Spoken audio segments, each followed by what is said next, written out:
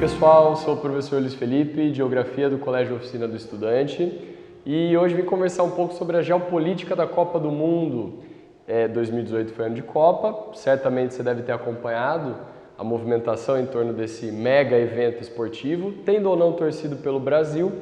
O interessante é a gente avaliar como a geopolítica está presente não só na Copa do Mundo, mas em todo grande evento que coloca nações ali disputando um prêmio e muitas vezes a soberania, o controle ou mesmo a identidade de algum valor que pode estar relacionado a coisas que vão muito além do futebol. Só para a gente ter noção de alguns desses pontos que podem aparecer nos vestibulares, puxados a partir desses confrontos, né, entre seleções de futebol na Copa do Mundo.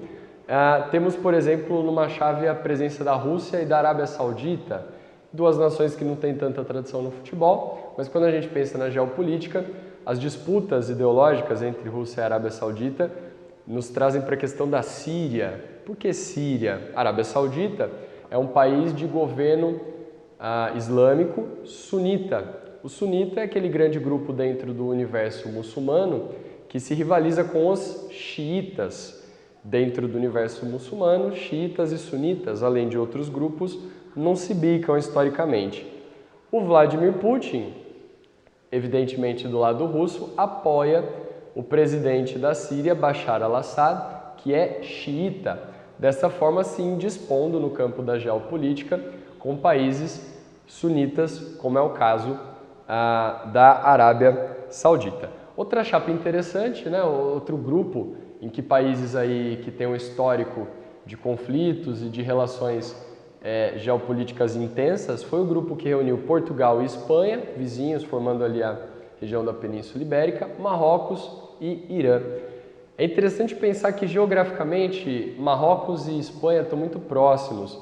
A partir do Estreito de Gibraltar é que a gente tem uma das conexões entre o continente africano e a Europa, e muitas pessoas historicamente passaram pelo Estreito de Gibraltar, dentro da concepção de alguns historiadores, invadindo dessa forma os territórios europeus. Houve, por conta desse movimento migratório histórico, um período de muita tensão que perdurou ali em meados do século XV até o século XVIII, período conhecido como período da Reconquista, em que os mouros, chamados dessa forma, principalmente as pessoas que vieram do continente africano em séculos anteriores, foram expulsas da Península Ibérica pelos portugueses e espanhóis mais conservadores, numa espécie de reconquista desse território, que seria, de acordo com os monarcas da época, legado aos europeus, herdeiros legítimos desses territórios e não dos africanos que consideravam invasores.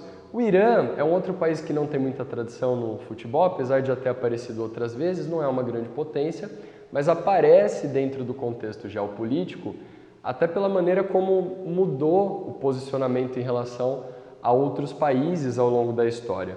O Irã antigamente era a Pérsia. A Pérsia, o país de onde Ciro o Grande, um dos primeiros líderes a falar da questão de justiça social e plantar ali a semente, o embrião do que hoje veio a se consolidar direitos humanos, lá no século VI a.C., libertou os judeus.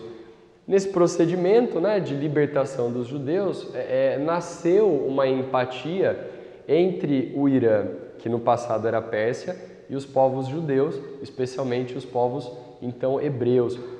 Isso mudou um pouco durante aqueles conflitos do Oriente Médio, durante a Guerra Fria especialmente, se intensificaram bastante, e tendo se tornado uma nação islâmica a partir do surgimento do Islã, mais recentemente, no século VII, o Irã se tornou um país predominantemente muçulmano e a partir da Revolução Cultural do Irã, ou a Revolução Xiita, lá em 79, vai, ao contrário do que aconteceu no passado, criar uma rivalidade contra Israel, que era um país apoiado pelos Estados Unidos durante esse período, em guerras que vão envolver a participação de outras nações e a defesa da criação do território da Palestina, que sempre foi apoiada pelo Irã e sempre foi questionada pelos Estados Unidos.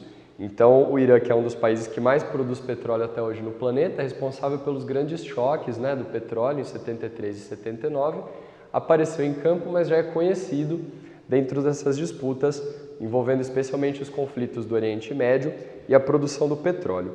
O grupo do Brasil, um grupo relativamente tranquilo, uma pena que o Brasil não tenha conseguido aí trazer o sonhado Hexa, né? Não dessa vez. A presença de outros dois componentes nessa chave do Brasil é que despertou bastante interesse na área da geopolítica.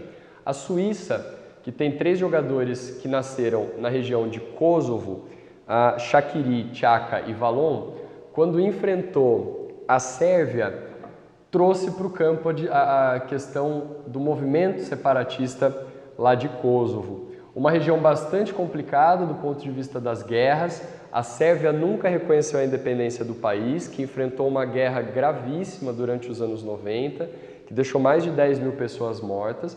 E em 2008, apesar de Kosovo ter declarado a sua independência, muitas nações, inclusive o Brasil, não reconheceram a independência dessa nação e por isso a manifestação desses 3 jogadores no jogo contra a Sérvia, apesar de serem a seleção da Suíça, são jogadores que nasceram em Kosovo, trouxe de novo para o campo essa questão que foi vista como uma certa provocação contra a Sérvia, que é o território que não reconhece Kosovo, e também, do outro lado, um movimento de resistência e de reforço das pessoas que lutam pela independência de Kosovo.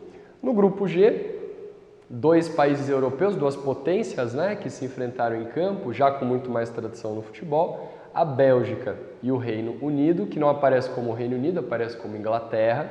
É uma outra noção interessante, o país chama Reino Unido, mas Inglaterra é uma nação, assim como o País de Gales, assim como a Escócia e a Irlanda do Norte. Então, em alguns momentos, o Reino Unido se mostra assim, Reino Unido, por exemplo, para disputas, né, em outros esportes, quando um tenista, por exemplo, usando aí uma analogia externa, né, o Murray vai disputar um torneio. Quando ele vence, ele é britânico. Quando ele perde, os jornais lembram que ele é, na verdade, escocês. Então, isso envolve também uma questão geopolítica de até que ponto, né, os territórios podem ser distendidos. De qualquer maneira, a Inglaterra disputa a Copa do Mundo assim, como Inglaterra, não como Reino Unido. A Inglaterra que vem enfrentando esse processo de saída da União Europeia, o Brexit, que tem tudo a ver com a chegada dos migrantes, né, dos refugiados dos conflitos no norte da África e no Oriente Médio, e a Bélgica que representa com muita força a própria União Europeia. A sede da União Europeia está lá em Bruxelas, na Bélgica. Então, o embate ali em campo, representando de forma figurativa a saída da Inglaterra e a permanência, a consistência da União Europeia representada pela Bélgica. A França avançou para a final, enquanto a Bélgica e a Inglaterra se enfrentaram na disputa pelo 3º lugar. E a França foi enfrentar um país que pouca gente esperava que chegasse à final, a Croácia. Foi chamada a zebra, né, aí da Copa, com muita torcida, inclusive, favorável. A França, uma seleção muito mais tradicional. Mas o que acaba chamando muita atenção na área da geografia foi a presença de jogadores na seleção francesa, descendentes, filhos, netos de pessoas que vieram do continente africano. Então, vários jogadores, ou nascidos na África, naturalizados franceses, ou filhos e netos de pessoas que vieram do continente africano. Isso causou um certo estranhamento, apesar de não ser novidade nenhuma a presença de pessoas negras no continente europeu, mas a gente não pode deixar de considerar algumas questões importantes. Por exemplo, ao mesmo tempo em que essas pessoas, por serem negras, são muito mais associadas à África do que à Europa, apesar de serem considerados cidadãos europeus, como de fato são, há uma presença bastante minoritária de populações que vêm do continente africano assistindo a jogos, como é o caso da Copa do Mundo. Observando nos estádios, né, a cor da torcida, ainda fica muito clara essa cisão, essa divisão entre uma população historicamente explorada e que teve direitos fundamentais negados por tanto tempo, especialmente durante o colonialismo e o imperialismo, que agiu com muita intensidade na América Latina e na África, e uma população europeia muito mais tradicional, que acaba tendo ali um impasse de, ao mesmo tempo, combater o preconceito, lutar pela naturalização da culturalidade dentro de um continente como é o europeu e grupos ainda muito conservadores que trazem, né, valores relacionados ao racismo, à intolerância, que não aceitam, por exemplo, a França ser representada por jogadores negros. De qualquer maneira, dá para entender que o jogo que acontece em campo reflete muitas vezes uma situação mais complexa. Os vestibulares sempre estão atentos a esse tipo de acontecimento. Isso enriquece bastante assistir a um evento como a Copa do Mundo e traz uma série de reflexões para que vocês possam aí dar uma revisada nos conteúdos e tentar fazer essas amarrações, essas conexões que facilitam, às vezes, o processo de memorização de acontecimentos, de conexões históricas e culturais.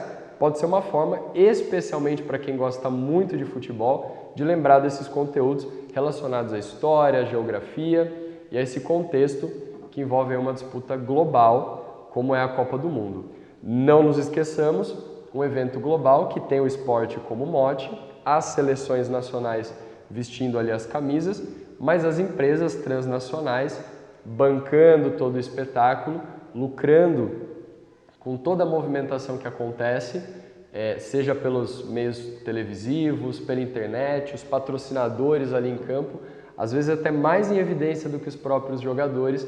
Isso não deixa de ser também uma constatação sobre a situação que se encontra hoje, essa parte tanto econômica quanto cultural, dentro daquilo que o Guy Debord chamava de sociedade do espetáculo. Bom, pessoal, tem outros assuntos dentro da Copa do Mundo, fique à vontade para enriquecer a nossa aula comentando aqui embaixo. Se tiver alguma dúvida, deixa pra gente, sugestão de próximos temas, a gente fica à disposição e não se esqueça de se inscrever no nosso canal para estar sempre acompanhando as aulas novas. Um abraço, valeu!